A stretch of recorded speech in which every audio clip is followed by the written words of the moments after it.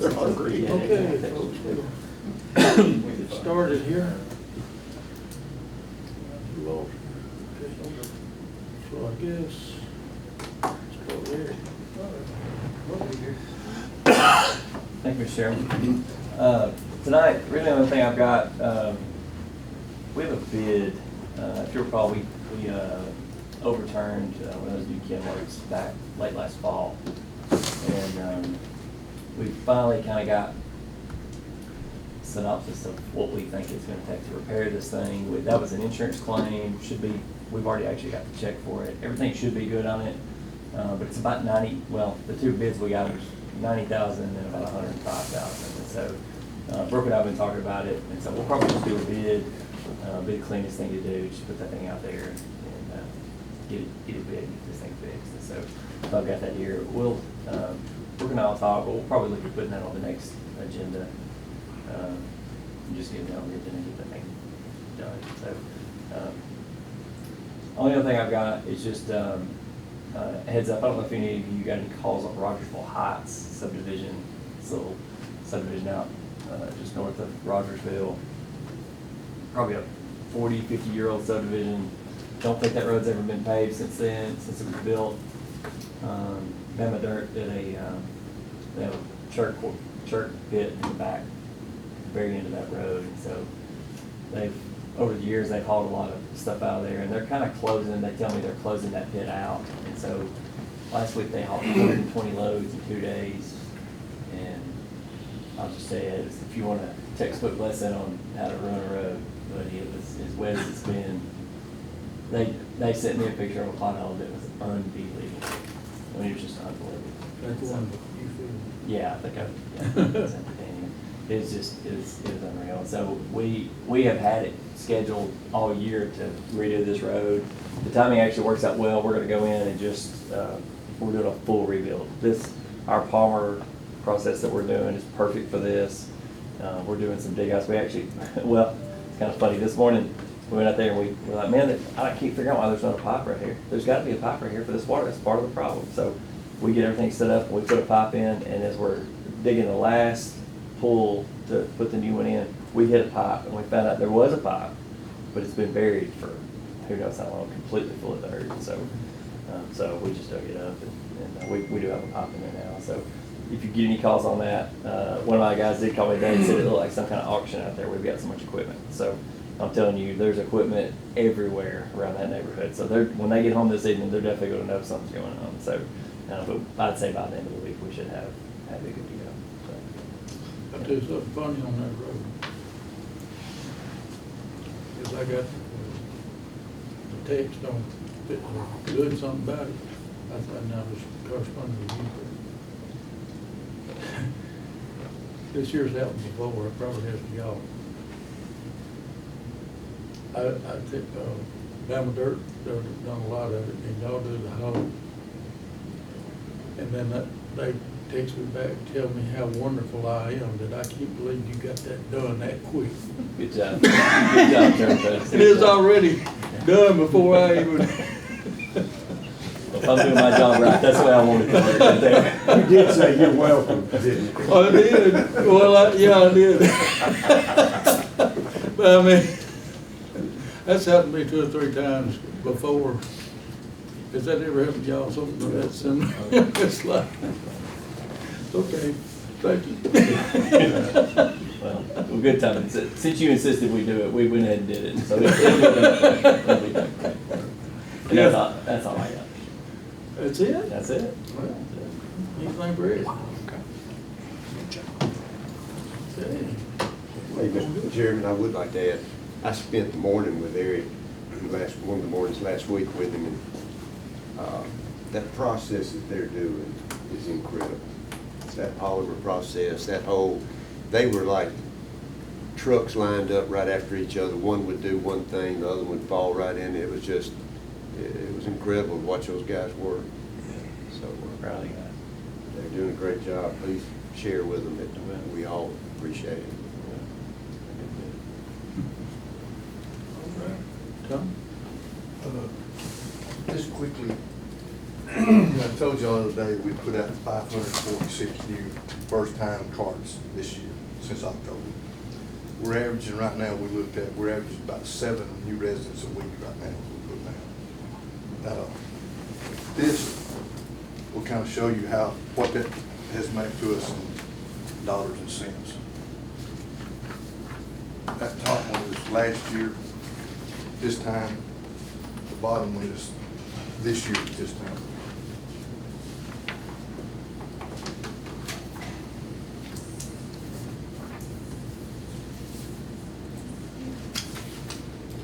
That was our check from Florence, City of Florence last week.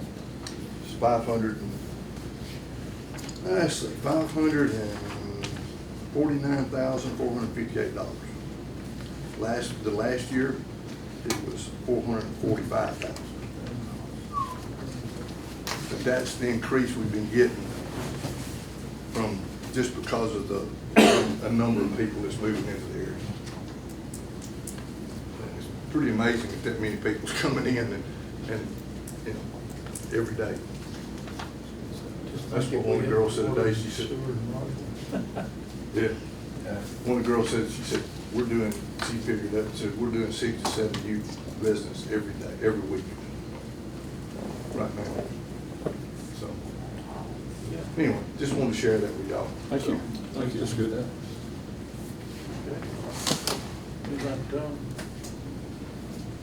Okay, Brad. Not a whole lot today, Mr. Chairman. We are starting our dispatch training on the new computer dispatch system that'll be countywide. So we're about 3.5 weeks away from turning that system on live for everybody in the county. We did all the responder training over the last 2 weeks and that went well. So we're continuing to move forward with that project and hope by July 15th to be able to report back to you that everyone is fully integrated on that project. Has been stormy again. National Weather Service will be back over here tomorrow to look at County Road 135 in St. Florine, Brush Creek area. We either had a significant downburst that happened out there Saturday afternoon, or more likely probably had a spin-up tornado that hit. And I know it's killing Tom and killing Eric on the amount of brush that we're having to pick up, but it's amazing how many trees have gone down and are down in that area. One bit of bad news, so back in the April and May storms, we had gone through the state to request a federal declaration. It was particularly for infrastructure, for utilities. During that storm, they expended a little over $1.5 million, which put us well over our threshold. So there were 5 total counties in the state that applied for that met their thresholds. All 5 counties met their thresholds, but the state did not meet their threshold. So none of us get anything because the state didn't hit their $9.5 million mark.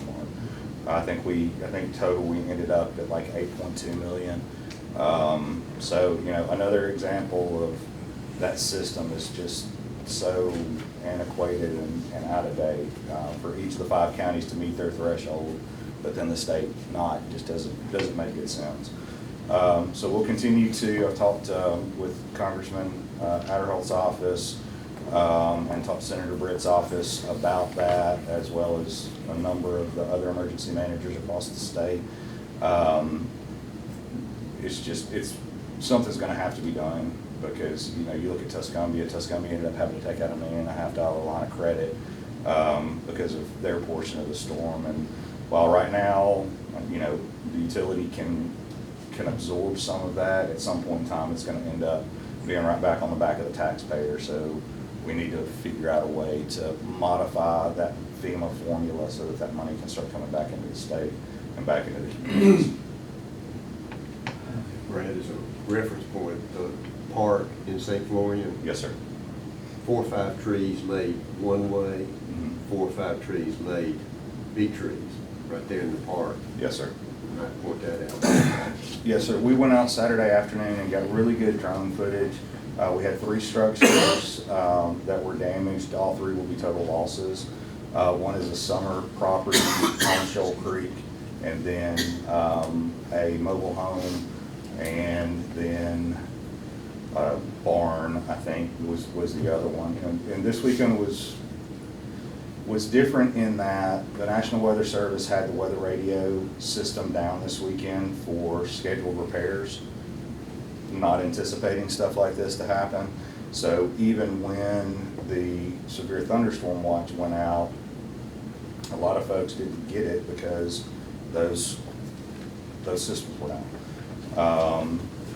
Commissioner Nix had asked about the tornado sirens. We were originally on the schedule this month to have those sirens repaired. We've got 12 total that are not functioning in Lauderdale County right now, and then 2 that are scheduled to be replaced, 1 addition.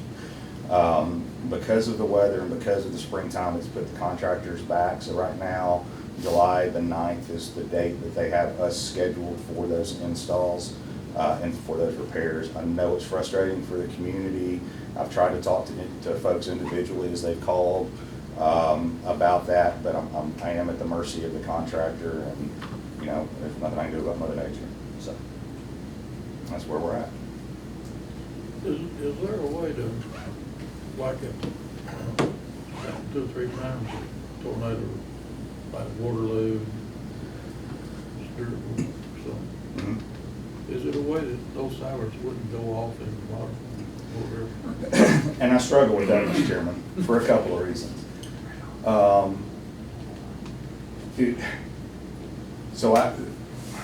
During one of the systems this year, let me answer your question directly, and then let me take the caveat to it. Directly, yes, absolutely, we can do that 100% of the time.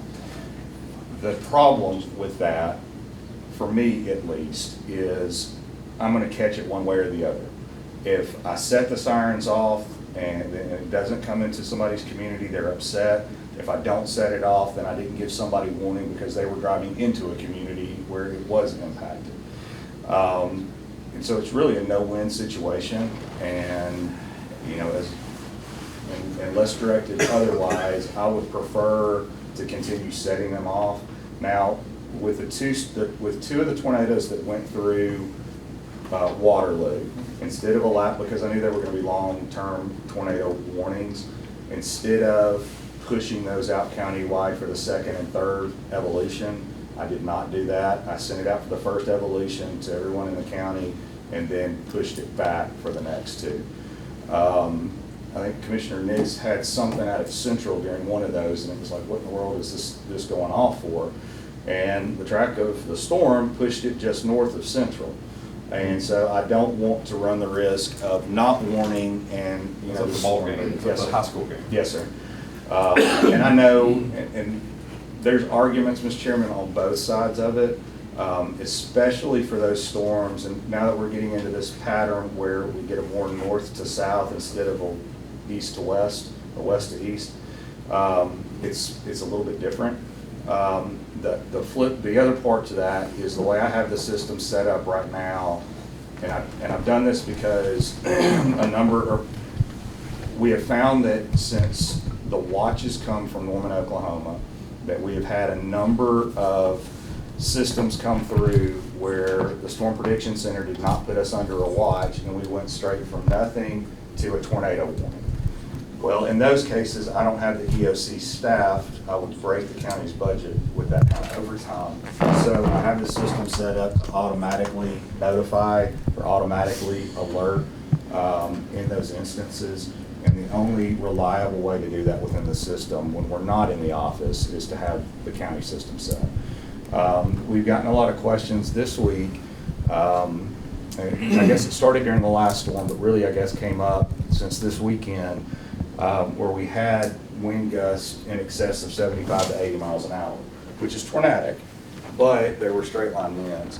There are a number of communities in other areas of the country who have gone to a system to where they have a particular tone or sound for a tornado warning, and then a particular tone or sound for a high wind warning. And we can set the system to where if the high winds are going to be there to set the system off. I want to do a little bit more research on that before we were to implement something like that in the county, because there would be a significant community relations element to that, to let the community know what's going on. When we put the new system in, the tones weren't exactly the same. And so some of the comments I got on the way that the tornadoes sounded, because they didn't sound like they normally sounded, was quite interesting. It was everything from my siren sounds like we're going through the purge, to why is somebody sitting on top of the siren playing like a rooster? So, you know, you ended up with both ends of the spectrum until we got the sound exactly like it's always been. Probably more I information. didn't even know we had different sounds. We do. We have about 13 different tones that can go through the sirens. And then the new sirens that you approved, you can actually put automated voice through. So if you, Culver County went through after the 2011 tornadoes, that was what they spent some of their money on, was redoing their entire system. And so their entire system will tell you what the warning is verbally as well as sound the siren, which I can hear them from my house in Dillon. The Culver County telling me what the warning is. So I hope over time we get to that point in this county. Yeah, in my house, I had to, sometimes I'd go outside and figure out, many a time, Mhm.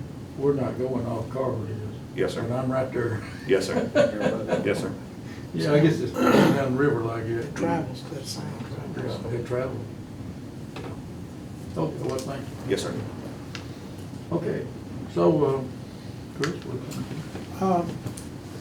The MOU for release of the workforce development with the city of Florence Board of Education is on the agenda tonight. I recommend you approve it. It's based upon the offer that was told to me by the commission to communicate to them through their council, dealing with the square footage rental amount and the theory about utilities. Details to be hammered out in the actual lease following the MOU. Hopefully UNA will get into the picture the latter part of the month, first of next month, and some of the issues about, some of the issues will deal with potential litigation on a number of fronts, and that's why our litigation attorney is coming for executive session the next meeting. I will properly document that to comply with the statute with Brooke. Was finally able to get some answers on some of the prisoner medical bills that were in controversy or up for debate. And part of that had to do with the changing of judges. You know, years ago, we struck an agreement about, you know, if you go in, you're a county inmate, county/state inmate, you're responsible for the medical bills. Well, what happens when, you know, a judge on its own accord, his or her own accord, releases somebody? From that point forward, you're no longer a county inmate. So we agreed with good faith not to, you know, try to cook the books and say, hey, judge, let him out, and then as soon as he gets through with his medical procedure, we're going to arrest him. Well, that's not happening. But during some of this period of time and transition, we've had guest judges. People are and the DA's handling cases the way he handles them. And so, for example, a guy gets a 7-day sanction in jail. He's outside of drug court. He's a county state inmate, and a judge says, okay, 7-day sanction, then you go back to probationary status or suspended sentence status. In other words, you're free. Well, that had nothing to do with us, you know, and so from that day forward, you know, we can't spend taxpayer dollars on so. But the key is to give Nancy's lawyer information so that we can work this out and reason together as we always have been able to do, Griffin. And so that's what we're doing, and made myself available this week to discuss that with Bob, because it was running down that paperwork was essential.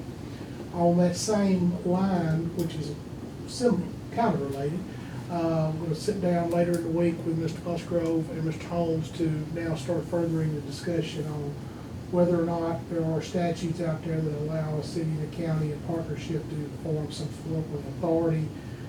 Just, you know, brainstorming it to see if that becomes a viable option in the future for ambulance.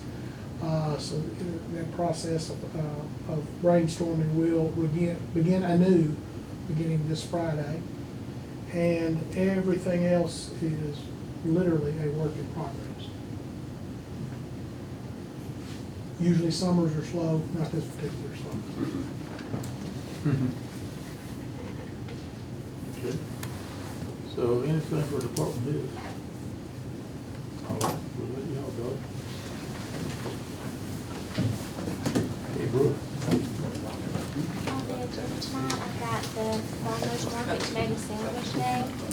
They're just asking for appropriation of $500, acceptance and donations of expenditures, basically any donation. Oh, excuse me. We'll be able to run it through our AP, and the airports receive a grant, and we've got some budget amendments to move money from the general fund to ARPA, and then kind of take care of the situation in ARPA. Did you know what I mean? And then I got the travel policy for y'all to review, that we got with the department heads and picked information about to see if it's something that y'all are ready to look at. I got an old one behind it, and I got the new one.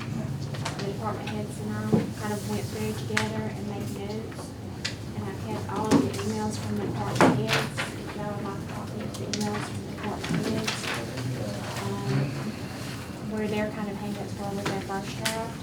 And I think I covered all of them except for the like half day per diem. So this is what we're under now. That's what we're under now. It's really hodgepodge, and then that's kind of cleaning it up. What do we clean up? Pretty much from the top to the bottom.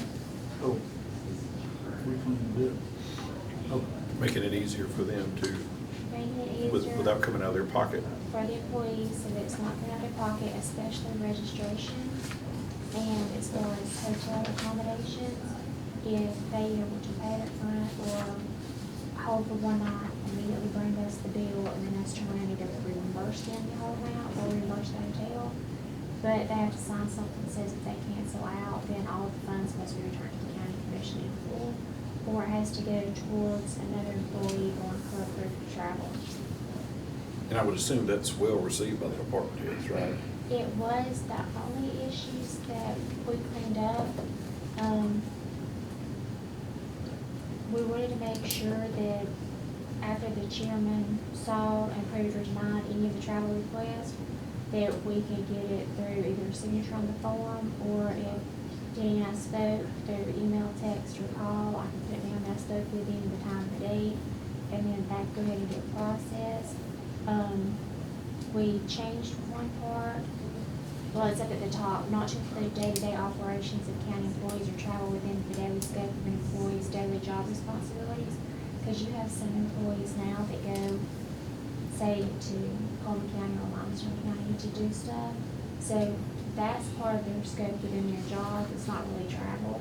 The travel would be more educational, conferences, association work, that kind of thing, not day-to-day operation.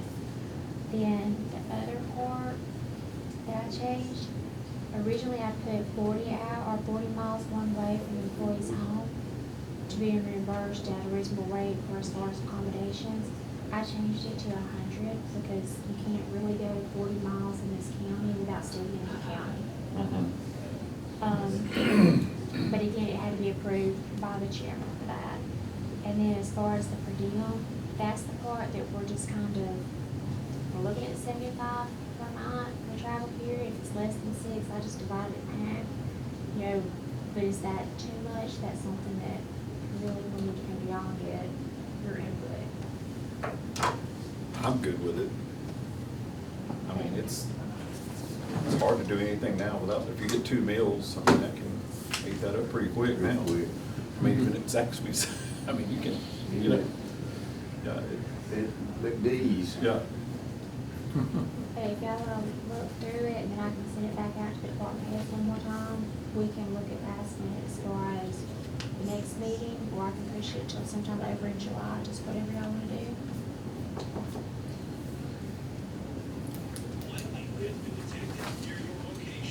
We just get some more later down, Steve. I appreciate Oh, you. listen, y'all, I got something. We should be able to look at it. Tim Melson has asked me repeatedly, and I think I've talked to y'all about it, for us to buy that monument for Lynn Greer. So I called Mark, the ALDOT guy. I reckon he's the ones that handle all that. And, well, I don't remember what I told him. I think I told him to send us a price. So, hey, I think Tim said it was about $1,500, and we get reimbursed. The state will reimburse us for it. So, if we could put on the agenda next time to purchase that monument, and maybe not put to not exceed $2,000, then buy it, and whatever it costs, the state will reimburse us for it. Is that for that bridge? Yeah. And it's not really a monument, I mean, it's just signage. Plaque, yeah, It's y'all, signage, isn't it? I don't really know Which what it bridge is. Which bridge is it coming? A second crew. Oh, Sunbrook. I'm not really sure what it looks like. I mean, he's been after me for 6 months. And I've talked to y'all about this beforehand. We just hadn't never, I don't know why I thought it was signage, but, yeah, I think it's one of those little, I don't know, Joe, I don't know what it is. I really don't know. He just said it would be about $1,500 and the state was gonna pay for it. But I don't know how, I reckon however their budget works. And he asked if we'd do it. And I said, yeah, I mean, I don't think you'll have a problem with that. And I called. Do you know Mark? What's Mark's last name? Mark. Dale. Mark Dale. Dale. Do you know Mark Dale? I can get to know it. He's the owl dog. He's guy. a, You know? I know. Okay. And I called him Get you about it, to- but I don't remember what he said. Just call him and ask him what procedure we need to use and how much. I think he was gonna have to find out the exact amount before we left. Just whenever you get a chance. It's under Aldott. Yeah, you got personal, cheater. Every time I call over, I ask for Mark. Eric knows their engineer real well, so he always, that's, I don't know him real well. Mark's always done. Yeah, he's a nice guy. Yeah, he's nice. He's helped me out on every which way.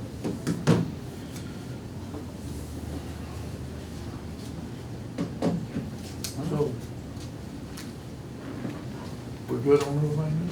I don't have anything else, John. I'll go to the restroom right That's good. I think that'll be. Heard that much. Yeah, me too. That'll be good. Employees will be able to go to things and not have to pay their own money out front. It'll be a good thing. 6851 is the school system. Alabama's 85 and 100 with the state, but their per diem, if it's less than 6 or 12 hours, it's 15%.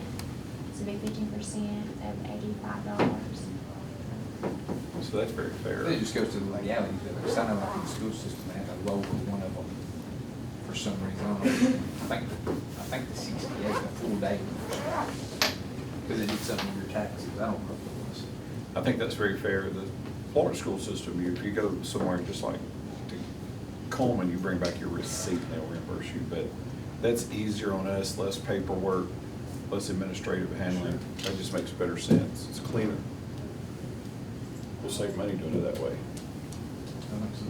And the employees will be happy, the employees will be happier too, don't have to keep up with it. And they don't pay it out of their pocket up front.